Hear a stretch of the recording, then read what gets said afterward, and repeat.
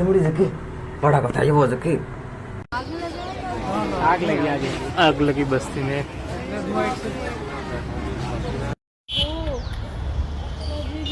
क्या पता क्या फटा है, क्या हुआ है। এয়ার ইন্ডিয়া ফ্লাইট ১৭১-এর মর্মান্তিক দুর্ঘটনা নিয়ে আজ আমরা একটু বিস্তারিত আলোচনা করব। এটা ভারতের সাম্প্রতিক ইতিহাসে অন্যতম ভয়াবহ একটা বিমান দুর্ঘটনা বলা যায়। হ্যাঁ, নিঃসন্দেহে। আমাদের হাতে একটা প্রতিবেদন আছে, এয়ার ইন্ডিয়া ফ্লাইট ১৭১, বিধ্বংসী ক্র্যাশ ও তদন্ত শিরোনামে। তো সেটার ভিত্তিতেই আমরা বোঝার চেষ্টা করব যে ঠিক কি ঘটেছিল, প্রাথমিক তদন্তে কি জানা গেল, আর তদন্ত এখন কোন দিকে এগোচ্ছে সেটাও দেখব। ঠিক।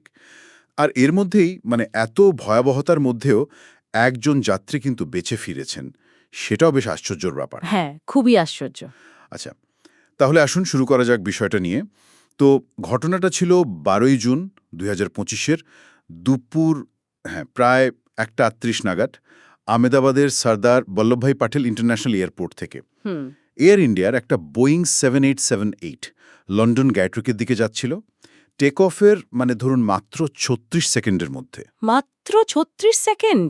হ্যাঁ, একেবারে কাছেই মেঘানীনগরের বিজে মেডিকেল কলেজের হোস্টেল বিল্ডিংয়ের ওপর প্লেনটা ক্র্যাশ করে। ও। বিমানে যাত্রী ছিলেন ২৩০ জন আর ক্রু ১২ জন, মোট ২৪২। এর মধ্যে ২৪১ জনই মারা যান। প্রায় সবাই? হ্যাঁ, শুধু তাই নয়, মাটিতে হোস্টেলে যারা ছিলেন তাদের মধ্যে অন্তত ৩৯ জনের মৃত্যু হয়। মোট মৃতের সংখ্যাটা ২৮০ ছাড়িয়ে গেছে সম্ভবত। ভয়ঙ্কর ব্যাপার। হোস্টেলের ওপর পড়া মানে তো।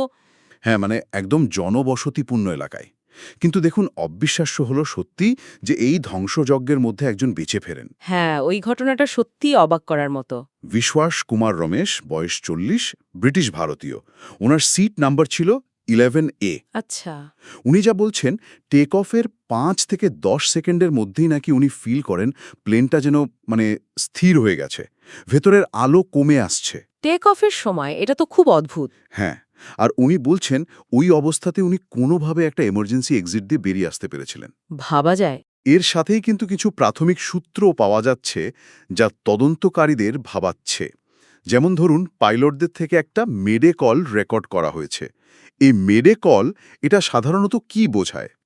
দেখুন, মেডে কলটা হচ্ছে একটা আন্তর্জাতিক বিপদ সংকেত, চরম ইমার্জেন্সি। পাইলটরা এটা তখনই ব্যবহার করেন যখন অবস্থা খুবই খারাপ। যেমন ধরুন, ইঞ্জিনে আগুন লেগে গেছে, বা দুটো ইঞ্জিনই ফেল করেছে, কিংবা প্লেনের নিয়ন্ত্রণ থাকছে না, এরকম মারাত্মক কিছু। ফ্লাইট ১৭১-এর ক্ষেত্রে টেক অফের সময় এই কল আসাটা, এটা বেশ চিন্তার। তার শুরুতেই বড় গোলমাল। হ্যাঁ, মনে হচ্ছে প্লেনটা হয়তো ওড়ার জন্য যে থ্রাস্ট বা শক্তি দরকার সেটাই পাচ্ছিল না। শুরু থেকেই একটা বড় সমস্যা ছিল। প্রতিবেদনে আরও একটা জিনিস বলা হয়েছে যে প্লেনের RAT র্যাম এয়ার টারবাইন সক্রিয় হয়েছিল। এটা কি জিনিস? এর তাৎপর্য কি? আচ্ছা, RAT বা র্যাম এয়ার টারবাইন হল, ধরুন, প্লেনের একটা ছোট ব্যাকআপ টারবাইন। এটা বাতাসের ধাক্কায় ঘোরে। ও আচ্ছা। হ্যাঁ, আর এটা তখনই চালু হয় যখন প্লেনের মেইন ইঞ্জিন বা প্রধান যে ইলেকট্রিক্যাল সিস্টেম সেগুলো ফেল করে যায়। তখন এই র্যাট ঘুরে জরুরি কিছু সিস্টেম, যেমন ধরুন ককপিটের কিছু ইনস্ট্রুমেন্ট বা হাইড্রোলিক্স চালু রাখে। তার র্যাট চালু হওয়া মানেই হচ্ছে প্লেনের পাওয়ার সিস্টেমে খুব বড়সড় গোলমাল হয়েছিল, হয়তো ইঞ্জিন ফেলিয়ার বা মারাত্মক কোনো ইলেকট্রিক্যাল ফেলিয়ার। পাইলটরা যে মেডে কল করেছিলেন সেটার কারণ এটাই হতে পারে। এটা আসলে সেফটির একদম শেষ ধাপগুলোর একটা। বুঝতে পারছি। আরেকটা অদ্ভুত জিনিস কিন্তু ভিডিও ফুটেজে দেখা গেছে। কি সেটা? দুর্ঘটনার ঠিক আগে প্লেনের ল্যান্ডিং গিয়ার নাকি নামানো ছিল, আর ফ্ল্যাপের পজিশনও ঠিক স্বাভাবিক ছিল না। টেক অফের পরপরই এমন অবস্থা। এটা কতটা সিরিয়াস? এটা অত্যন্ত অস্বাভাবিক আর খুব গুরুত্বপূর্ণ একটা বিষয়, কারণ টেক অফের সময় তো ল্যান্ডিং গিয়ার ভেতরে ঢোকানো থাকে, তাই না? হ্যাঁ, অবশ্যই। আর ফ্ল্যাপস একটা নির্দিষ্ট সেটিংয়ে থাকে যাতে প্লেনটা সহজে উঠতে পারে। টেক অফের মাত্র ৩৬ সেকেন্ডের মাথায় গিয়ার নামানো আর ফ্ল্যাপের পজিশনও অদ্ভুত। এটার মানে হতে পারে যে পাইলটরা হয়তো প্লেনটাকে কন্ট্রোল করার বা জরুরি অবতরণের চেষ্টা করছিলেন, বা হয়তো সিস্টেমটাই ভুল আচরণ করছিল। সেটাও হতে পারে। সিস্টেম ম্যালফাংশন করছিল মারাত্মকভাবে। টেক অফের মতো একটা ক্রিটিক্যাল ফেজে কন্ট্রোল নিয়ে এত বড় সমস্যা, এটাই হয়তো দুর্ঘটনার কারণ। তাহলে তদন্তের কি অবস্থা এখন? কারা দেখছে পুরো ব্যাপারটা? তদন্তকারী দল কিন্তু দুটো ব্ল্যাক বক্সই উদ্ধার করেছে, মানে ককপিট ভয়েস রেকর্ডার বা সিভিআর। যেখানে পাইলটদের কথাবার্তা রেকর্ড থাকে। হ্যাঁ, শেষ মুহূর্তের কথাবার্তা। আর ফ্লাইট ডেটা রেকর্ডার বা এফডিআর, যেখানে প্লেনের বিভিন্ন টেকনিক্যাল ডেটা রেকর্ড হয়। দুটোই পাওয়া গেছে। এটা তো খুব গুরুত্বপূর্ণ। অবশ্যই। আর যেহেতু এটা একটা ইন্টারন্যাশনাল ফ্লাইট ছিল, আর প্লেনটাও আমেরিকান কোম্পানি বোয়িংয়ের তৈরি। হ্যাঁ, 787 ড্রিমলাইনার। ঠিক, তাই ভারতে এএআইবি মানে এয়ার অ্যাক্সিডেন্ট ইনভেস্টিগেশন ব্যুরো আর ডিজিসি এর সাথে আমেরিকার এনটিএসবি মানে ন্যাশনাল ট্রান্সপোর্টেশন সেফটি বোর্ড। আর বোয়িংয়ের প্রতিনিধিরাও আছেন নিশ্চয়ই? হ্যাঁ, বোয়িংয়ের প্রতিনিধিরাও আছেন। সবাই মিলে জয়েন্টলি তদন্তটা করছেন। এতগুলো সংস্থা একসাথে কাজ করছে যাতে দুর্ঘটনার কারণটা একদম পুঙ্খানুপুঙ্খভাবে জানা যায় আর ভবিষ্যতে নিরাপত্তা আরও বাগানো যায়। এই তদন্তের রিপোর্ট আসতে মোটামুটি কতদিন লাগতে পারে? আর এর মধ্যে এয়ার ইন্ডিয়া বা অন্যরা কোনো স্টেপ নিয়েছে? আশা করা হচ্ছে ব্ল্যাক বক্সের ডেটা অ্যানালিসিস করে হয়তো ৩০ দিনের মধ্যে একটা প্রাথমিক রিপোর্ট আসতে পারে, আর ফাইনাল রিপোর্ট আসতে প্রায় ১ বছর লেগে যেতে পারে। 1 বছর? বেশ সময় সাপেক্ষ। হ্যাঁ, কারণগুলো তো অনেক কিছু হতে পারে। ইঞ্জিন ফেলিওর, বার্ড স্ট্রাইক, অন্য কোনো যান্ত্রিক সমস্যা বা হিউম্যান এরর, সব কিছু খতিয়ে দেখতে হবে। আর এয়ারলাইন্সের দিক থেকে? এয়ার ইন্ডিয়ার ইতিমধ্যে তাদের বোয়িং 787 ফ্লিটিরে সেফটি চেক শুরু করেছে।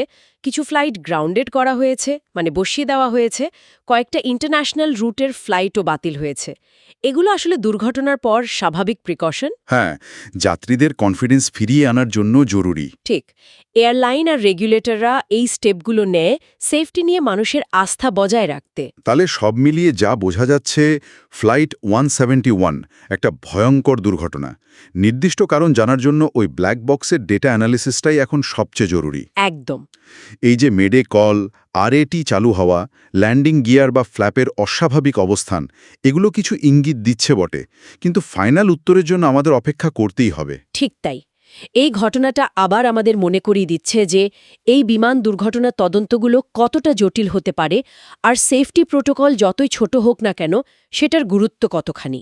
ফাইনাল রিপোর্ট না আসা পর্যন্ত আসলে নিশ্চিত করে কিছুই বলা যাবে না। এ পুরো ঘটনার পরিপ্রেক্ষিতে আমার মনে একটা প্রশ্ন আসছে। টেকনিক্যাল কারণ বা হিউম্যান এরার, সেগুলো তদন্ত তো চলবে, কিন্তু একজনের মানে বিশ্বাস কুমার রমেশের এমন পরিস্থিতি থেকে বেঁচে ফেরা, এটা কি শুধুই ভাগ্য, নাকি মানুষের সহ্য শক্তির একটা অসাধারণ উদাহরণ, নাকি প্লেনের ডিজাইনের এমন কোনো দিক যা হয়তো অজান্তেই সাহায্য করল? এটা সত্যিই ভাবার মতো একটা প্রশ্ন। হয়তো এর উত্তরটাও তদন্তের সঙ্গেই কিছুটা স্পষ্ট হবে। হয়তো।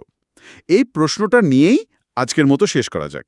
দেখা যাক তদন্তে কি উঠে আসে। অবশ্যই। ধন্যবাদ। ধন্যবাদ।